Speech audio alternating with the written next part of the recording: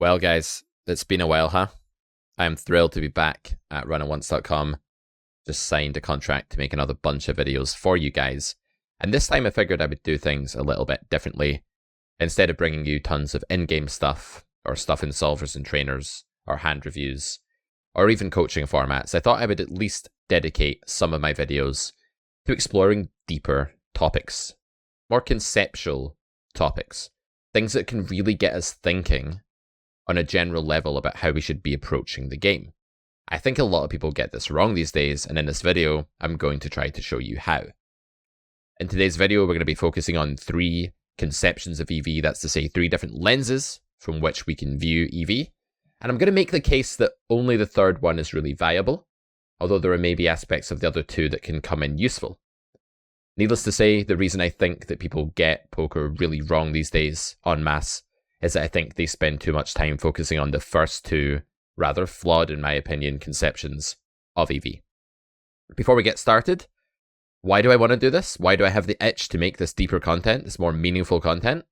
Well, I've been growing a YouTube channel. So is everyone and their grandmother, right? It's 2023. But when you're building a YouTube channel, what you find is that the algorithm suppresses stuff that's actually got any intellectual merit to it. So really, it just wants you to be like, oh my god, full house block capitals. And so I can't really make this sort of stuff on YouTube, or at least if I do, I can expect my channel, Carrot Corner Poker Education, to take a hit. So I thought I'd do it here, because I trust you guys to really love and absorb this type of more substantial content. A little bit about what I've been up to. I haven't been grinding a lot in my hiatus from Run It Once.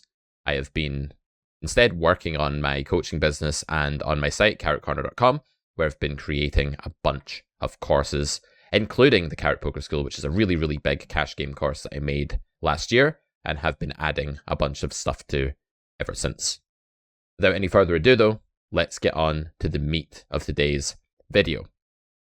The first conception of EV that I want to look at is equilibrium EV. Before we go any further, by the way, this won't just be PowerPoints. I'm going to show you how each of these vantage points, if you will, works through the eyes of a GTO trainer. So we're actually going to drill some spots towards the end of the video, and I'm going to explain the pros and cons, the limitations, and the areas in which these viewpoints excel when you're actually thinking about a hand. So we are going to get down to the nitty-gritty and look at some spots through these lenses too. But first off, equilibrium EV.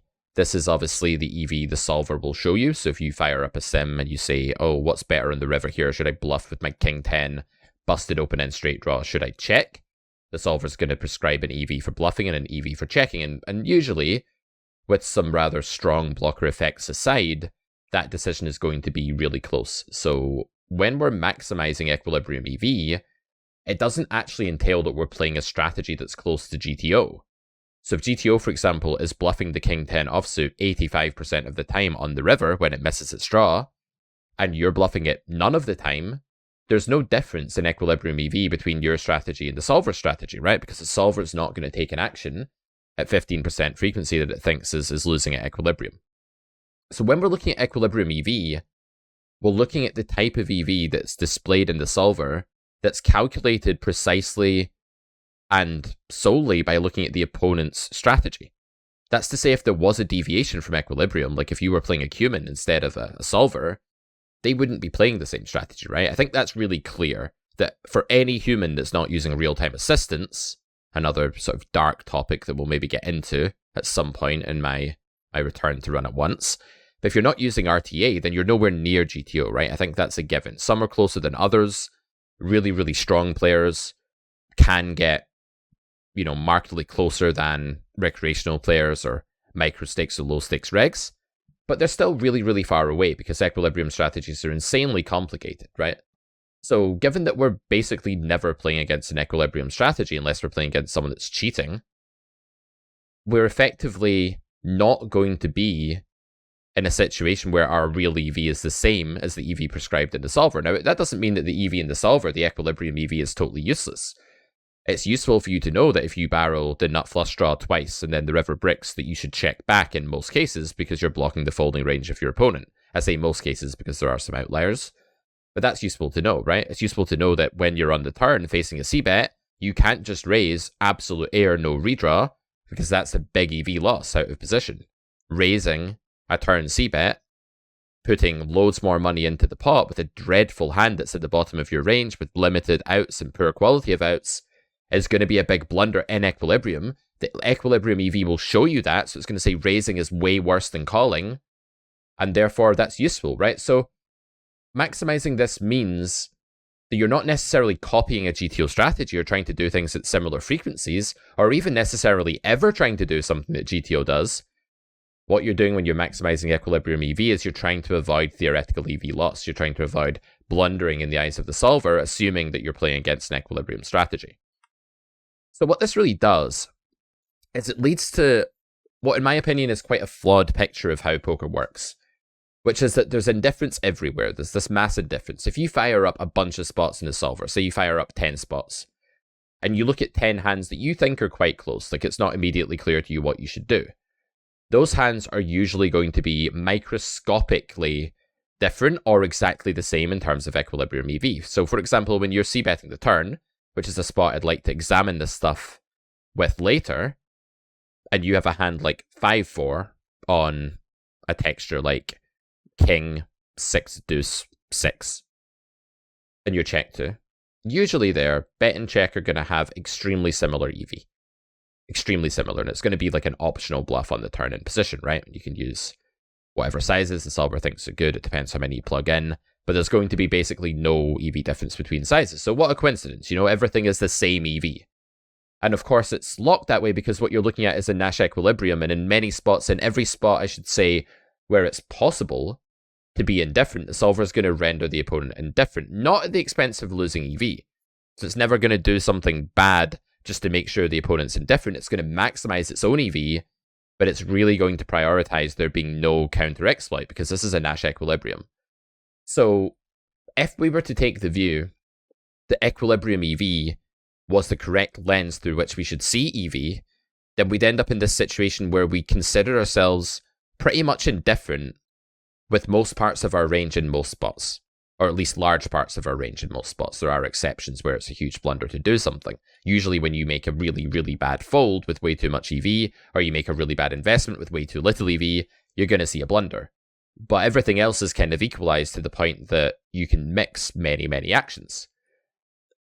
So playing good poker through this lens means we're avoiding EV loss as described in a sim, and it doesn't have anything to do with frequencies. So whether you have a 90% frequency or a 10% frequency in a spot that's 50-50, that doesn't matter through the perspective of maximizing equilibrium EV. All you're trying to do is make sure that the number the solver shows you for the EV of your line is the highest or joint highest line, and it very often just will be coincidentally.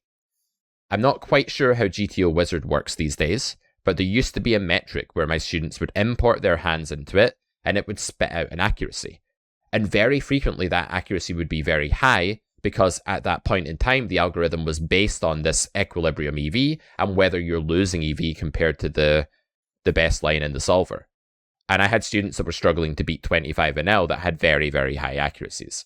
So at that point, I kind of realized that, yeah, this is certainly not something I should be encouraging my students to care about. Like I say, I don't know if they've changed it now. But yeah, it doesn't have anything to do with the frequency at which you take actions. It just has to do with not taking actions that are lower EV than others. So there's a reductio ad absurdum for this, which is basically a philosophical Latin term for reducing something to absurdity, as the name indicates. So if you can sort of prove that if something were true, an absurdity or inconsistency would follow, or maybe a necessary falsehood would follow, then you can actually prove the invalidity of that premise. You can actually show that premise to be false. So here's a little stab at this from me. If it was often close to our actual EV, meaning if equilibrium EV was often close to our EV in reality when we're playing poker, when we're playing 50NL Zoom or whatever it is we're playing, then many difficult decisions, that's decisions that are not immediately obvious, would not matter to our win rate. So that should strike you as a little bit odd that you've double-barreled against a random player at 50NL, you have the chance to shove the river as a bluff when you have missed your draw or your gut shot or whatever, and whether you shove or not doesn't actually matter, because the solver will say that in spots like that where you don't have a range advantage, right, where you've just barreled twice, your opponent's called twice, you have this kind of perfect asymmetry of the polarized range against condensed range, what's going to happen is that you have many, many optional bluffs, and the bluffs that are winning are microscopically winning based on blockers, which only preside over a small part of the game tree. They only refer to certain hands, right? So they can't be a big deal in most spots, or based on unblockers, like unblocking the opponent's folding range or whatever. So usually that's like a 2% swing to fold equity or something like that. And very often it's just nothing. And moreover, the opponent's strategy, the person that's facing the bet, has been set up in a way that they're trying to make you indifferent with your selection of blockers as far as is possible to neutralize any edge you can gain and to ensure that we're still at equilibrium. So if it was actually important to maximize the EV shown in the solver and try and hit that highest or joint highest EV line as the first and foremost port of call when studying poker or playing poker, then we would indeed be indifferent between option A and option B in a massive amount of spots in a way that seems deeply wrong and counterintuitive in the real world. I'd like to think that when I raise a pot size c-bet from a recreational player with a gut shot and backdoor, that it's either really winning or really losing. I might not know which against the recreational player that's in front of me. I might not have a read, or I might not know enough about populations or human tendencies. I might just be a 5NL player starting out that doesn't know how people play pot-sized leads there. But you'd still like to think that the EV of you raising that gut shot or not isn't just coincidentally the same. So when we focus on just avoiding mistakes at a solver and maximizing the EV against an equilibrium strategy, we go really astray because it leads to this absurd conclusion that actually many of our situations just don't matter to our win rate. And I think that's just really wrong. Okay, the next lens through which we can view EV, and a lot of people take this approach these days and have done ever since the advent of solvers, is GTO mimicking EV. GTO mimicking EV entails that you play a strategy as close to GTO as possible. That is not the same thing as trying to maximize equilibrium EV that we looked at in the last slide.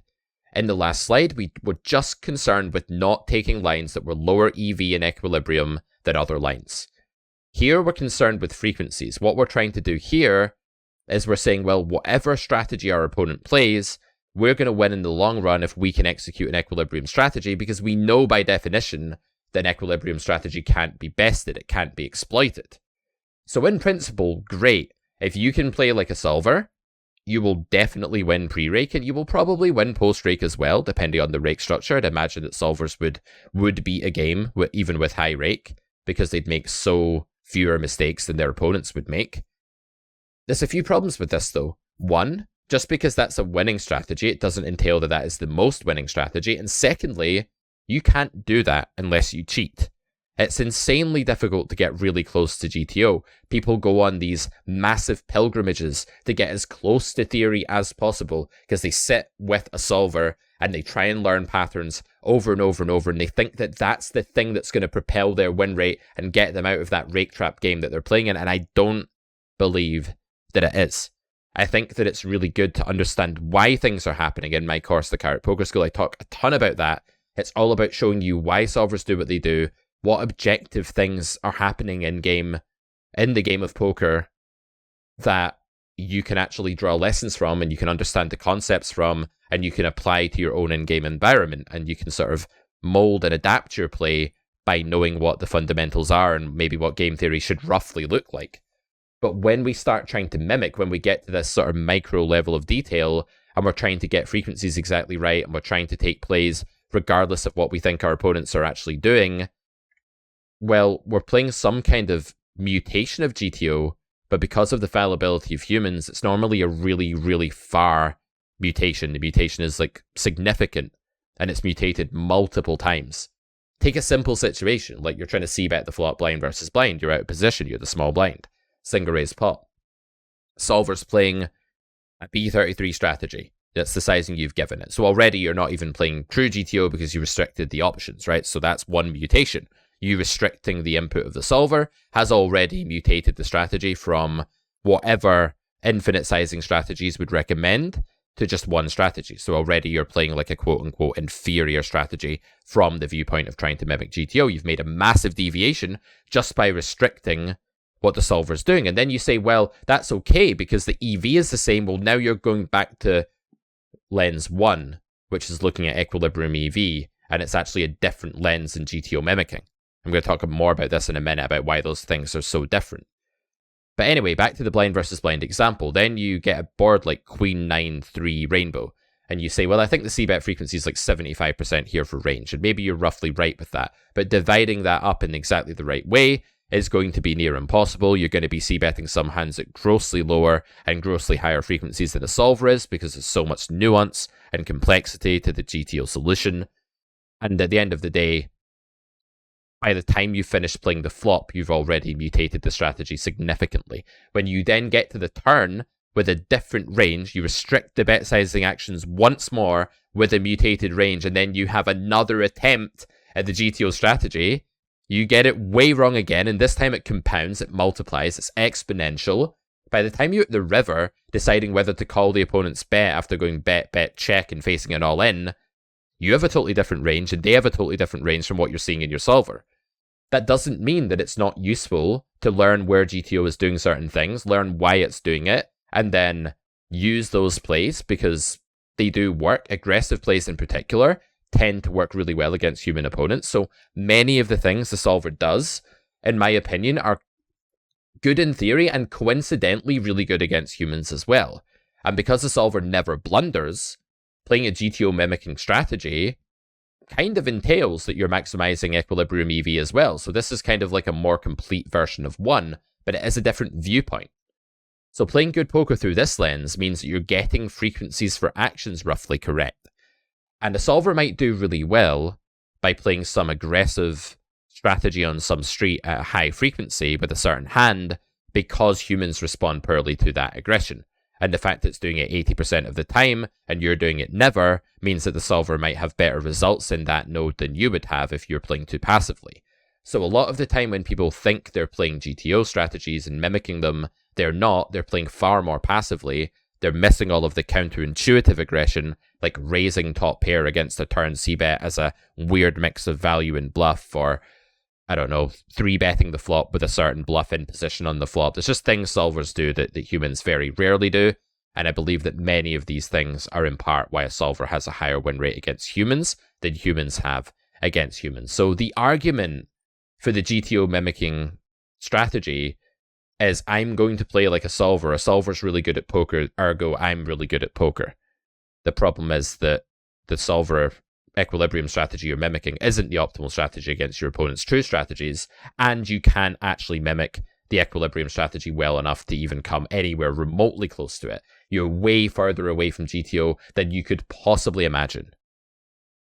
So the reductio ad absurdum here is that if this approach, GTO mimicking, was the way to go, it was the holy grail, and if it did generate the highest EV possible, then a frequency of 8416 in some spot where the solver says that's the right frequency, right guys? There will be spots where a solver says you should do X 84% of the time and Y 16% of the time. That would net more EV than any other frequency. Now that should strike you, I hope, as absurd. Does that strike you as absurd? The overall, on average, playing against human strategies, 84% is better than 0 and better than 100? Well, let's put it this way. Either lines are indifferent or they're not. If two lines are indifferent against a population of humans, a collection of human strategies in some spot, then it doesn't matter what frequency you take those lines at, apart from maybe like some rare common spots. Rare common spots sounds like an oxymoron, but what I mean is like the minority of spots that are so common that you can get counter-exploited and found out, as it were, that your strategy is exploited because they see through what you're doing and counter it, right? I'd say that's insanely rare in most of the formats that you guys are playing. So what we're really saying here is that if those two actions were indifferent, then you would reach a situation where the frequency really didn't matter from an EV maximizing point of view. And if it did matter from a balance point of view, you wouldn't have to be like 8416 and 7228 would be exactly the same, right? I don't think there would be much of a change in what your opponents would learn about you. So I just don't see why 8416 would ever be higher EV than 100-0 if the actions were indifferent. Now, in the real world, I don't believe two actions are ever indifferent, and I'm going to get to that in a minute. I would go as far to say that there are no two lines that have the same EV against a human opponent ever. I would go as far to say that.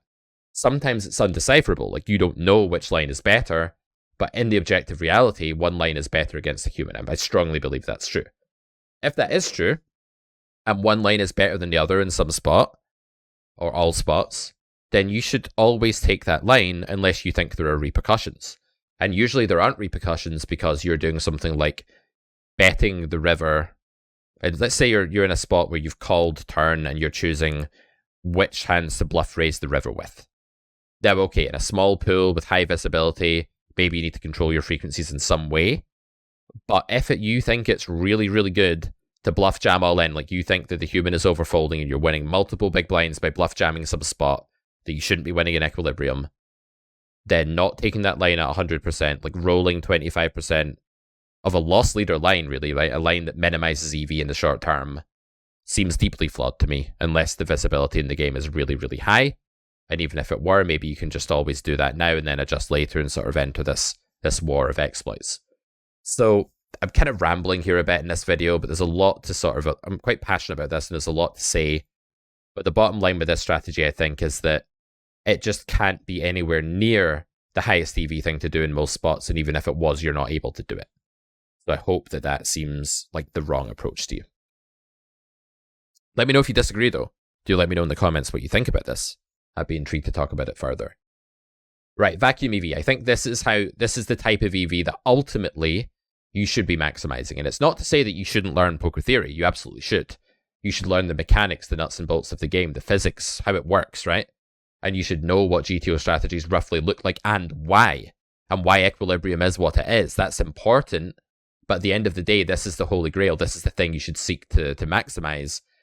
How are you going to play in a vacuum, meaning right here, right now, which is the highest EV line against your opponent or pool of opponents? So maximizing vacuum EV entails that you take the line which is currently highest EV versus the opponent's likely strategy or pool's average likely strategy. This doesn't mean that you need to know the opponent intimately, right? There's a fallacy that goes, well, I don't know what they're doing, so I should just play GTO. Well, there's this thing I teach my private students called the read ladder, which is basically that if you don't know anything, then sure, like if you're playing against an alien with no predictable tendencies whatsoever, then sure, maybe the best thing you can do is try to imitate a GTO strategy and go for approach number 2, or approach number 1 if you wanted to just simplify it and avoid blunders, if you thought there were no repercussions, but you do one of those.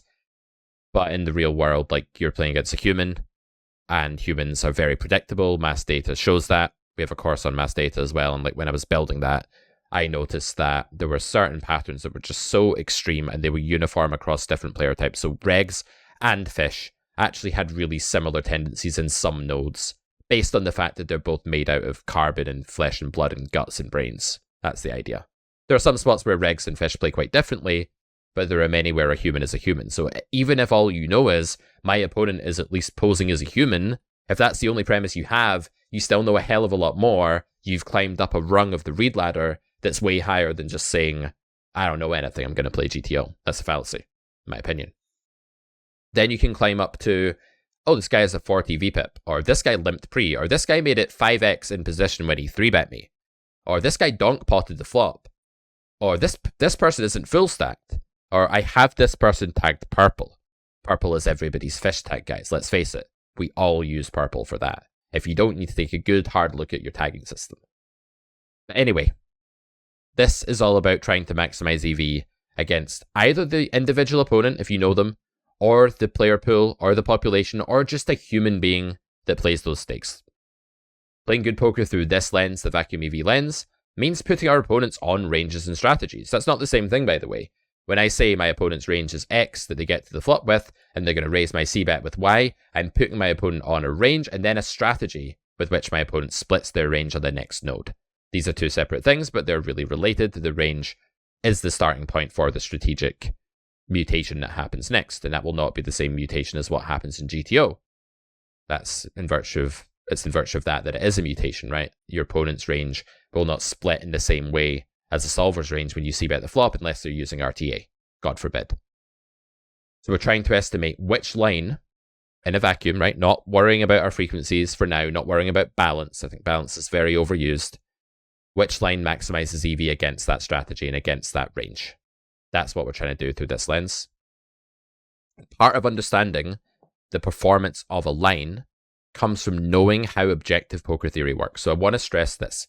When you think about whether to raise your opponent's c-bet on the flop, let's say you think they've bet range on king 7-3 rainbow, cutoff versus big blind, and you are there with some kind of flimsy hand, like a backdoor straight draw, backdoor flush draw, overcard hand, or something like that. Like you have like ace 4 with the backdoor flush draw, and you're like, should I raise? The decision of whether to raise there against a human is massively governed by how good that raise is in principle, like how good it is just given the objective truth of what ranges normally look like there to begin with. And in theory, they look similar because all your opponent's done is opened pre and then range bet the flop. You could say there's been minimal mutation, right? So then whether you raise ace 4 or not does have a lot to do with how good it is in theory. That's not the end of the story, but you can still learn theory and get good at GTO and get good at understanding why solvers do what they do and what mechanics of the game are actually used to justify theoretical plays, and then you can still make a deviation based on who you're actually playing against, and that's where the vacuum EV comes in. You're saying, well, people who range bet king 7-3, they need to call sixes 100%. This is a recreational player. I think sometimes they're just going to not want to call sixes to my raise, so I'm going to raise ace 4 all of the time now, because I think it's now the highest EV play. And I think if we play like that, instead of saying, well, the solver would probably raise 58% of the time or something here, I'll roll 58% raise and 42% call, or if it's a mix of raise and fold, I'll roll raise with fold, or maybe it's a mix of all three, and you mix like 33, 33, 33 for frequencies between the three options. Those strategies are going to underperform compared to actually trying to intelligently predict what your opponent's average strategy is and play against that. So it's not just about what they bet the flop with, it's about what they do next. And I don't think there's enough people looking at solvers in the right way, as we're going to do in just a second, where they go to the next node and then they analyze the response from the solver and then compare how they think humans respond. There are tools for this these days. We can use solvers in a way better way than just looking at equilibrium EV or looking at frequencies and trying to mimic. I think mode 3, seeing EV through the lens of your choices are never equal. One is always better than the other. And sometimes you can figure out which that is the right way to view poker. Let's look at a few hands now in a trainer, and what we're going to do is try this out. We're going to actually use each viewpoint and show how they work in real life, and I hope to further my case that the third one is the right one by doing that. Okay, let's do it. Okay, so off we go. We have a 3-bet pot here. I've locked this, so we're in a situation where small blind has always 3-bet pre and bet the flop, and then we have the chance to bet the turn. This is Pio 2 trainer. For anybody that's wondering, Pio 3 is out now. I haven't actually got it yet. But you can also do stuff like this in GTO Wizard and other programs. So in this situation, from the first point of view, which is where we're looking at equilibrium EV, I'm just already very bored and disinterested because I'm pretty sure the ace-queen here is not going to gain nor lose EV by betting. Like, I would simplify to just using this sort of 60% pot sizing here, rather than B33 or B120. And whether you B33 this hand or check this hand, it's not going to make any difference, I don't think. You can take either play and there's no EV loss. It's actually really hard to lose EV here. Like, you almost have to fold to lose EV. Even if I bet small here, or overbet, which I don't think will be its choices, I doubt it's going to show me much EV loss here at all. Like, let's try like overbetting and see. Okay, so the overbet loses... It's that percent pot. I think it's in percentage pot. There's like 4% pot. So actually the overbet's the only way you can really lose much EV. The block bet loses almost nothing and the check loses almost nothing, right? So as long as we don't overbet, we don't lose any theoretical EV at all. We can bet small, bet big, or check, and many spots are going to be like that. And the overbet will be the more likely thing to lose EV in most spots as well. So if you just never played overbet strategies, it'd be very unusual for you to lose EV in turn spots generally just because of your sizing choice. Okay, the other caveat there is maybe in position, if you just used big bet, if you use like pot or something, you're just always going to be fine with most hands when it comes to equilibrium EV and on most textures. Okay, so from that lens, it's really quite boring and you really have to go out of your way and take a play you'd never normally take to make an EV loss there. From the lens of how close can I get to equilibrium, I'd need to assign a bet frequency to B60 and a bet frequency to check. And that's really difficult to do, and I don't know what the frequency is, so I'd probably just end up mixing 50-50 And if I did that in this spot, that would end up being quite good because it is checking almost half the time. But that's completely arbitrary and random. Actually, in actual fact, I may have bet even more often here in real life with this hand, like 75-25. And then I'm already kind of moving away from equilibrium frequency-wise, like I'm moving away from GTO at that point. I've also just arrived here with a slightly different range to GTO based on how I played the flop, probably. And then on the river, I'm going to have a different range again, right? So it's going to be really weird to actually even consider that you're in the same realm by that point. Now, if I was to play this against a human, I have a big preference for betting. That's jumping out at me. Like, I really, really want to bet here against most humans. Like, most human strategies, I think bet's going to overperform. And I'll show you why I think that. I'm just going to open up the sim now. This is the sim. This is the turn spot. So you can see it's using mainly just B75 or check. So if we do go for B75 here, because this is a kind of wet turn, I think they are going to have to play fairly knittily, right? They're going to have to fold like all of their underpairs. They're going to have to play fairly tight here. 9-8's going to be folding of certain suits, mixing folds with others. Ace-10, just pure folding. Ace-Jack, folding a bunch of the time, even though it's an open-ender. Like, I would guess this spot's actually underfolded, if you made me guess. I think wet boards in general are underfolded because there are just so many hands that look like automatic continues, just in absolute sense. If we bet here, I think that we'll probably do a bit better than we should. I think villain will continue more often. And yeah, I think it'll be absolutely fine. They may jam a bit more than this as well, by the way, but that's neither here nor there for our hand. Another good thing here is they've probably raised the flop far more than this with their sets and straights, right? So you're going to be against less hands that beat you. You're going to have higher EV on the turn against a human. So I think it really does become a spot where betting this to a diamond's turn is better than it is in GTO. Now, if we are to really investigate this and try and get to the bottom of the vacuum EV, though, we need to look at the next node. This is called next node analysis. We want to see what villain is supposed to do. And by virtue of that, we can say, well, I don't think they're doing that, right? So if we look here at what happens when we check, the bet frequency is over 50% total. They're only checking 47% of the time. I don't know about you guys, but when I imagine a human strategy here, especially, and I'm predicting the stakes you might play, 100 NL, 50 NL, something like that, right? If you play these stakes, I'm imagining that your opponents like to check back more. Like when they have mediocre hands, they like to check back. They don't have the straight as often because they would have raised the flop sometimes. So they're checking that back as well. So they're not able to, they're not checking it back as well. I don't know what I'm saying there. They're not getting there in the first place with it to bet it. So, you know, you face a bet less from those hands, but you also face a bet way less from bluffs as well. I don't think flush draws are betting at this frequency.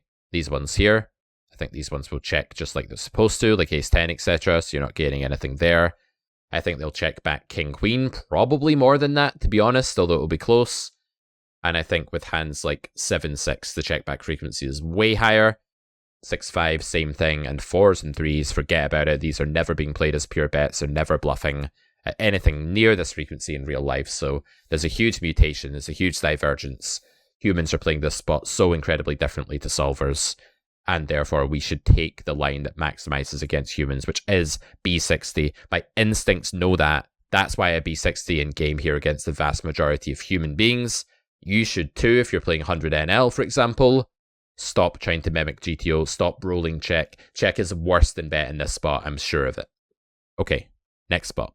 Okay, so we get Jack 10 on this node, and we need to decide again what strategy we're going to play. 5 turn doesn't strike me as great for range. I'm doing this on the fly, by the way. Probably going to be using B60 again here. I don't think I want to build B33 here. I don't think so. Villain still has a lot of pair plus draw hands, 6s, 7s, 8-7, Jack 10, Queen Jack, flush draw, Ace X of diamonds.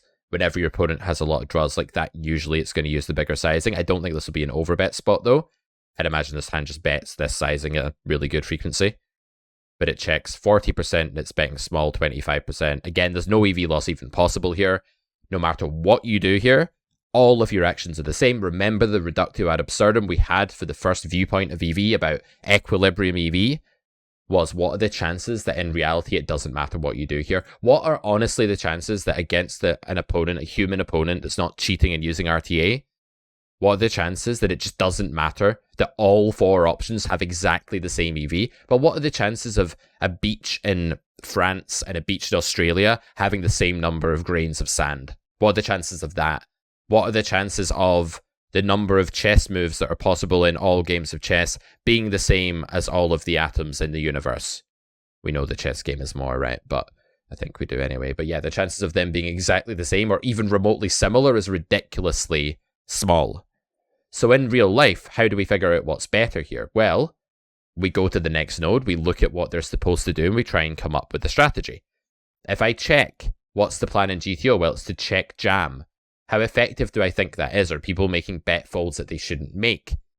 Are they betting too often? If they're stabbing bad hands too often, then check jam is the best line. You could climb up the read ladder here if you're in a live game.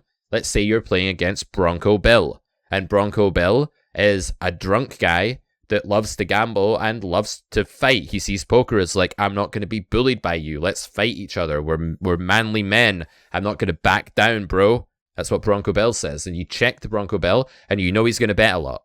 So you should check Jam Jack 10. It's a no-brainer. There's no other play now. It's just the best play. So that's an extreme example where you have an individual player read, but even if you don't, the population of humans is still so far away from GTO that you should be trying to figure out what they do. And again, the vacuum EV lens is the right one.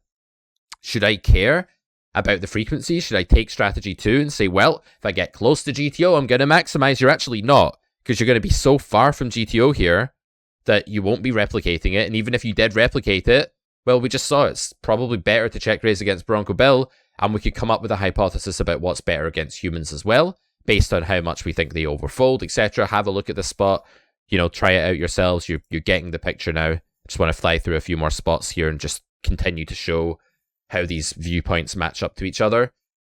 3 of Spades turn feels like not a great card for range. Villains equity improves with notable parts of range here.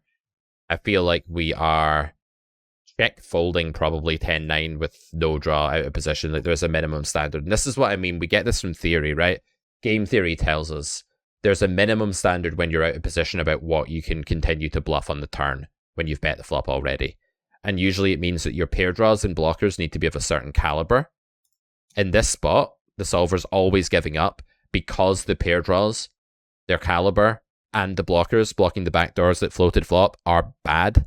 They're bad properties, and you're not running an excess of fold equity here. You don't have the range advantage that you had on the flop before you filtered your opponent. So you're in a situation where you've got to be selective in game theory, and you can't bet this hand. Now, I know that the real life EV is likely very linked to that, because this is a spot where actually the first model does tell us, okay, you don't even lose that much EV. You lose like 1.5% pot by betting, but that's significant, right? In a big pot, that's something. So because we know that's our starting point, that's where we deviate from. Now, do we think this 3 of Spades turn is overfolded? I highly doubt it. I think it's an unlikely spot to be overfolded, to be honest. Turns that are good for your opponent's range, where they have pair plus draw a lot, or just, showdown value, straight draw a lot, like ace queen.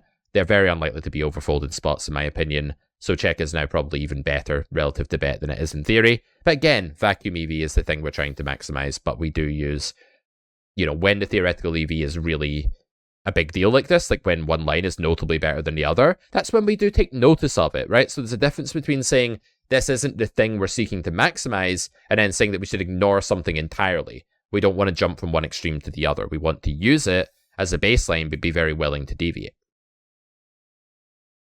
Is this low enough down in our range that we can bluff with it? We do get folds from 8s, 9s, 10s, jacks here at some frequency, a big frequency. They have called flop at some frequency. We probably get folds from gutters, hands that have like 10 outs against us sometimes if we bet 60% here. This might be able to bet. It might not. I don't know. Pocket pairs can bet these nodes. I'd imagine like 5s can bet these nodes. Maybe not 7s, but can. So yeah, all sizes are good. This is the proof that viewpoint number 2 is impossible for a human to achieve. Imagine getting anywhere remotely near to that, where you're taking all lines at a certain frequency. Like overbetting there is deeply counterintuitive with 7s for anybody. I don't care who you are. There's a very small chance that you're sitting there thinking, yeah, this is an overbet some of the time. Like, you're probably not, right? And if you are, you're still not playing a GTO strategy, because if you do it more than 14% of the time, you start really over bluffing for overbet. And now you've moved away from equilibrium, and then your whole argument that GTO strategies win, if I can play GTO, I win, is flawed, because you can't play, one of the premises is false. You can't play GTO. That's the premise that's false, right? Yes, you would win if you could play GTO. Would you win the most possible? Maybe not, but you can't. and so you don't. So yeah, that hand is tough. In the real world, you'd want to dig into what you think people did. Well, let's do that actually, right? Let's actually do that. Let's bring up this sim, and let's ask ourselves, what do we think is going on with respect to fold equity here? So if we do go for the medium sizing, which is the one I would play the most often here, do I think this is similar? Do I think they're folding 10s? Yeah. Yeah, I think they're folding 10s. Do I think they're folding Jack 10? Not that often. I think that's underfolded. I think that's underfolded. I think that's probably... Maybe they overfold that a little bit. This one, I think they definitely overfold. Ace-X, I don't think they ever really fold, but it has to be overfolded because it's 100% call here. So if one human folds it, it's overfolded. 6-5 folding. Yeah, I would lean towards this being underfolded because I think gutters are being folded less than this. And you're going to lose to a gutter, by the way, if you bet here and then check river because they're going to bluff. So that's not necessarily a good thing that gutters call you a lot. So I'm going to say that this spot isn't particularly great in a vacuum for like double barreling. Also, you have to think about what happens on certain rivers, right? If you take a river that's just a common one for now, and you look at going all in, they're never meant to fold an ace. Okay, this is probably overfolded. So now you have an argument for, can we bet turn to set up river jam that's overfolded? Like maybe that's really good. So you can see that there's a process to this and it's kind of complex. And it's not really in my interest to go through that today and try and say, this is exactly how to play the spot. That's not why we're here. We're here to summarize, to say that trying to maximize equilibrium EV, I don't think it's the best way to go. I think it's very often the case that you can do whatever the hell you want. Like in this spot with sevens, you can take any one of these 4 lines. There's 4 different things happening. Don't think that that's interesting. That would be really sad if you were really indifferent. Like if you were really indifferent between these 4 options with pocket sevens here against most humans or something, what a depressing, miserable existence you'd be leading as a poker player, right? It'd be really bad. Just to play a different game. What an awful game. You may as well play like Solitaire or Snap. It's a really bad game if that was the case, but it's not. Thankfully, it's not. Should you try and copy GTO? No, it's impossible and it's not clear that it's best. Should you explore which line is best? Yes. Imagine you spent all your time doing that rather than trying to just stare at sims all the time. You'd be a hell of a lot better at poker. Alright guys, I will leave you with that thought, and I really hope you found today's video interesting. These are the 3 conceptions of EV that I can think of. If you can think of any more, let me know. If you disagree with any of my thoughts, my arguments today, let me know. Happy to debate it with you in the comments section. CarrotCorner.com is the place. I've been making content most recently if you want to check out what I've done there. And yeah, in summary, equilibrium EV, not very good. GTO mimicking EV, possibly even worse and just real overkill here. Like, I don't like turning myself into this android. And then thirdly, this is the way to go. But that doesn't mean that you can't be theoretical, that you can't still derive some of what makes something good in a vacuum from theory and the rest from the real world. But you're not indifferent. You might think you are. Solvers might, tell you are, subliminally sort of program you to think you're indifferent. In most spots, you're not. And that's the beauty of poker. The fact that you can't just take whatever the hell action you want with sevens and expect to maximize EV.